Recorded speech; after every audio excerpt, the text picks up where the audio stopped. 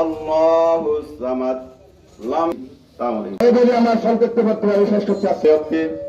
এখন আপনাদের সামনে এক নম্বর ওয়ার্ডের সভাপতি ভাই বিশেষ অতিথি আমার এলাকার লক্ষ্যেশ্বরের জনসাধারণ, আজকে বিচার দেওয়া হবে দল চট্টগ্রামে রাষ্ট্র দিয়ে বলতে পারবো এই দেশ আমাদের বাংলাদেশ। আমরা বলতে পারবো, আপনারা বলতে পারবেন না। যত রকমের কূটনীতি শুরু করে দিচ্ছেন, কুলাঙ্ক শুরু করে দিচ্ছেন, ডাকাতি হলে আপনারা করছেন, সুরিনবির রক্ত দাবিয়ে করে রক্ত সাবধান করে দিলাম, আপনাদেরকে সাবধান করে। তখন দাঁড়িয়ে শীষের ভোট পালানি দেখে এই গোলাম মোস্তফা কায়সার আমার মা বোনদেরকে লাইনে লাথি মেরে কেউ ট্যাঙ্ক পাড়ে ফেলেছে, কেউ পা পাড়ে ফেলেছে, কেউ মাথা পাড়ে ফেলেছে। মানিক চেয়ারম্যান যতগুলো মাহফিল করেছে, আমার মনে হয় এতগুলো মাহফিল আর কে চোখেও দেখে নাই। এখানে জামাত ইসলামের স্বাগত মিছিল শেষ করার পর জামাত ইসলামের পক্ষ থেকে যিনি বক্তব্য দিয়েছিল, ওনার দুই বক্তব্যের 2 পয়েন্টের মধ্যে উনি অত্যন্ত ব্যবহার খারাপ করেছিল। তার বিষয় হলো আমাদের প্রতিবাসী বারোলিয়ানগর নাকি জামাত ইসলামের বিরুদ্ধে নূর মোহাম্মদ মানিক কথা বলেছে এবং মাহফিল ভেঙে দিয়েছে। আমি বলবো সেটা ওই মাহফিলে আমরাও ছিলাম। সেদিন কখনো মানিক সাহেবের সাথে বক্তার কোনো কথাই হয়নি। গত শনিবার মাহে রমজান সম্বর্ধনা উপলক্ষে স্বাগত মিছিল শেষ করে গোলাম মোস্তফা কায়সার বাংলাদেশ জামাতে ইসলামী নেতা পরিচয় দিয়ে বক্তব্য রেখেছেন। একজন সম্মানী ব্যক্তিত্বের বিরুদ্ধে বাংলাদেশ জাতীয়তাবাদী দলের লক্ষ্যচর ইউনিয়ন শাখার সম্মানিত সভাপতি, সাবেক বারবার চেয়ারম্যান নূর মোহাম্মদ মানিকের বিরুদ্ধে আমি জামাত ইসলামের বিরুদ্ধে কোনো কথা বলতে চাই না। সেটি একটি ইসলামী সুস্বীকৃত সংগঠন। যিনি গোলাম মোস্তফা কায়সার, উনি একজন, যার বক্তব্যের মধ্যে ভেসে উঠেছে উনি একজন নির্লজ্জ অসামাজিক একজন ব্যক্তি। গত শনিবার মাহে রমজানের পবিত্রতা রক্ষার দিন মিছিল শেষে মিটিংয়ের মধ্যে আর পায় না গোলাম মোস্তফা কায়সার যেইন অশালীন বক্তৃতা দিয়ে এই বক্তৃতার উপর আর আয় তীব্র নিন্দা জানায়। কায়সার জবাবর আচরণ মাঝে হাম গলি কোনো ফায়দা হইতো নয়।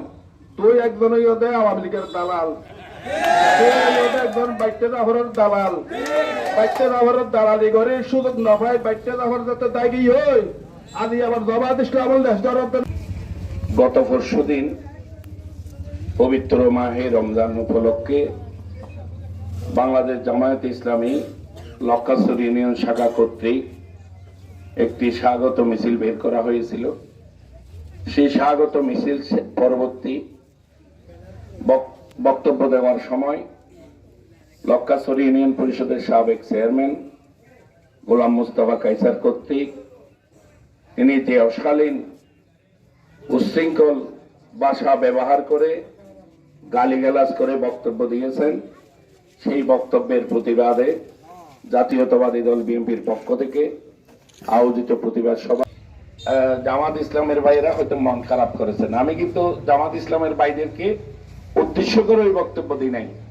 আমার বক্তব্যটা ছিল ওই ওয়াজি বক্তার বিরুদ্ধে। কেন আমার বক্তব্যটা ছিল যে ধরেন একটা মাহফিল হচ্ছে, এই মাহফিলে 10 টাকা 20 টাকা 100 টাকা 200 টাকা সানা কালেকশন করে মাহফিলটা করা হয়। এই মাহফিলে বাইরের থেকে একজন বক্তা আসে, কম করে হলেও 20,000 টাকার নিচে কেউ নেয় না, 30,000 40,000 50,000 টাকা নেয় আমার জানা মতে।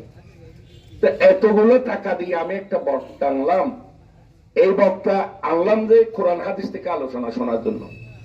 এখন এই বক্তা মাহফিলে এসে যদি টেকনিকে যদি রাজনীতি করে, কোরআন শরীফের একটা আয়াত বলে ওই কোরআন শরীফের আর ব্যাখ্যাটা দেন আর রাজনৈতিক উদাহরণগুলো টেনে ব্যাখ্যাটা দেওয়ার চেষ্টা করে, নির্দিষ্ট একটি রাজনৈতিক দলের মানে গুণগান গাওয়ার চেষ্টা করে। তো একদিন আমাকে জিজ্ঞাসাবাদের মাহফিলে প্রথম দিনে আমি দ্বিতীয় বক্তা যিনি ছিলেন তাহার পাশে আমি বসা ছিলাম। কথায় কথায় আমাকে উনি প্রশ্ন করলো, হদা আপনি কি কোরআনের পক্ষে আছেন? তো আমি বললাম যে হুজুর আমি তো বিএনপি করি, আমি তো কোরআনের বিপক্ষে থাকবো কেন, আমি তো মুসলমান। তো এই ওনার এই কথার উপরে আমি বক্তব্য দিতে গিয়ে আমি রেফারেন্স গুলো টানছিলাম যে আমরা মাহফিল করতে বক্তা আনি, এই বক্তার থেকে আমরা কিন্তু কোরআন হাদিসের আলোচনা শুনবো, কোরআন হাদিসের কিছু জানবো।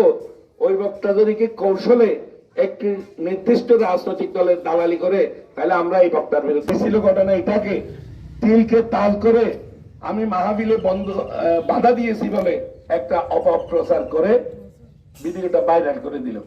আচ্ছা ভাই, আপনারা কিরকম ইসলাম কায়েম করতেছেন ভাই? আপনাদের ভিতর যদি কোনো হক কথা না থাকে, একটি কথা যাচাই বাছাই করে সত্য কোনটা এটা বাছাই করার যদি প্রবণতা না থাকে, আপনারা যদি সত্য জেনেও এটাকে মেনে নিতে না চান, আপনাদেরকে কেউ কিছু আপনাদের, আমি রাজনীতি করি, আমি একটা দল করি, আমার দলের পক্ষে আমি কথা বলবো, এটা স্বাভাবিক বিষয়।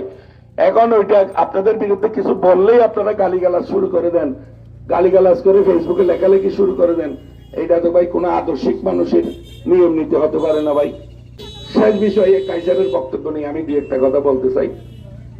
আমি ভাই জনাব কাইসার ভাই, আমি আপনার মতো বেয়াদব না, আমি আপনার মতো উশৃঙ্খল না। বয়সে আপনার চাইতে আমি 2-5 বছরের বড়, লেখাপড়ার দিক দিয়ে আমি আপনার সিনিয়র।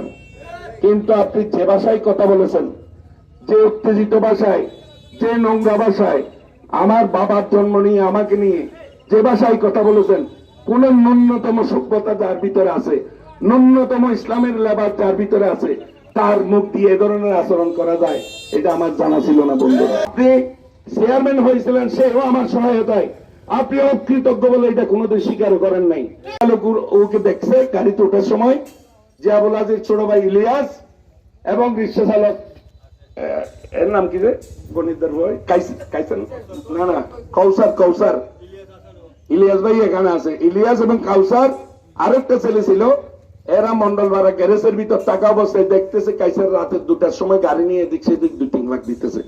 তো এরা বলতেছে ভাই এত রাত্রে উনি এখানে এসে কেন 2-3 লাখ দিতেছে? তখন এরা অন্ধকারে গিয়ে ওনার গাড়িটাকে ফলো করতেছেন, তখন দেখতেছে ওই যে মাহাত আলী আছে যে মন্ডলপাড়া দোকান করে, মন্ডলপাড়া পশ্চিম, আমি নাম বলতেছি না, ওনার দোকানের পাশের একটা বাড়ির মেয়ে, সে গাড়িতে তুলে আইনা পরিষদে নিয়ে গেল। পরিষদে 2 ঘন্টা রেখে 7টার সময় আবার নিয়ে আসলো। কাইসার নামিয়ে দিয়ে চলে আসার সাথে সাথে এই 3 জন গিয়ে ওই মহিলাকে ধরে ফেলছে।